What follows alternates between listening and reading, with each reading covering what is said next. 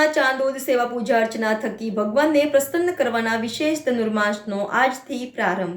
ધનુર્માસને આખાય વર્ષનું આભૂષણ માનવામાં આવે છે। ધર્મશાસ્ત્ર મુજબ સૂર્ય વૈશ્વિક રાશિમાંથી ધનુ રાશિમાં પ્રવેશ કરે છે, ત્યારથી ધનુર્માસનો પ્રારંભ થાય છે। તારીખ 16 ડિસેમ્બર 2024થી પ્રારંભ થયેલો આ વિશેષ માસની તારીખ 13 જાન્યુઆરી 2025ના રોજ પૂર્ણાહુતિ થશે। સેવા પૂજા અર્ચના ભજન વ્રત કીર્તન ધ્યાન આરાધના થકી ભગવાનને પ્રસન્ન કરવાનો શ્રેષ્ઠ મહિનો ગણાતા ધનુર્માસનો આજથી પ્રારંભ થયો છે।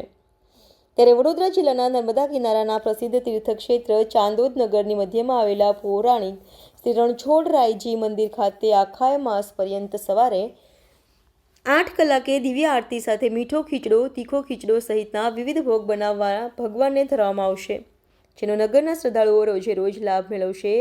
આ મહિનો તીર્થસ્થળોની યાત્રા ધર્મ તપસ્યા આરાધના જપ તપ માટે પણ વિશેષ મહત્વપૂર્ણ કહેવાયો હોય। તીર્થક્ષેત્ર ચાંદોદના પૌરાણિક મંદિરો ધાર્મિક સ્થળોની મુલાકાત સહિત નર્મદા સ્નાન અર્થે પણ શ્રદ્ધાળુઓ આ માસ દરમિયાન પધારશે।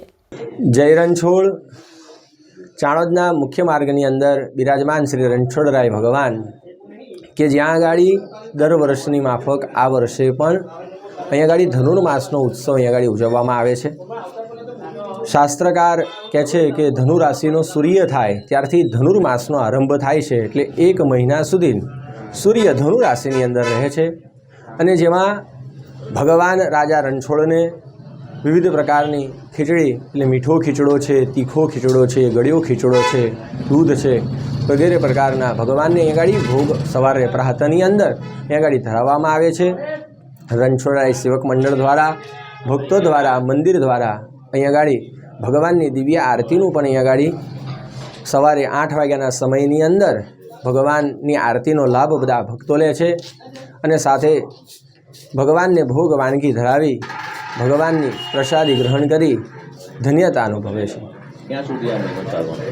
આ 1 માસ સુધીને ચાલશે, એટલે 16/12/2024થી આ ચાલુ થાય છે અને 13 જાન્યુઆરી 2025 સુધી એટલે 1 માસ પર્યંત સુધી આ ઉત્સવ અહીંયા ગાડી ભવ્ય રીતે ઉજવવામાં આવશે અને સવારે 8 વાગ્યાના સમયની અંદર દિવ્ય આરતી અહીંયા ગાડી ભગવાનની કરવામાં આવશે, જેમાં નગરજનોએ ભક્તજનોએ અહીંયા ગાડી એનો લાભ લેવો, પ્રસાદ આરોગ્ય ધન્યતા અનુભવે।